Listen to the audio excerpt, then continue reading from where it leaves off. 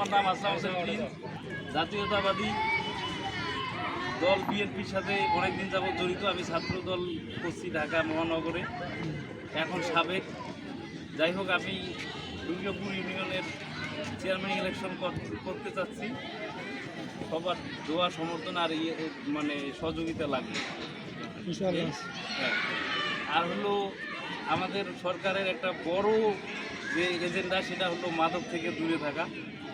আমি মনে করি এই খেলাধুলার মাধ্যমেই মাদক থেকে দূরে থাকা সম্ভব। অন্য আর কোনো ওয়ে নাই, আর কোনো পথ আসলে নাই। এখন যেভাবে মোবাইল এডিকশন আর হলো এই যে ক্যাসিনো এডিকশন আর এই মাদকে যে অবস্থা, তাই আসলে খেলাধুলার বিকল্প নাই। সবাই ভালোভাবে খেলে, সবাই তো এলাকারই, দেখা হবে, কথা হবে।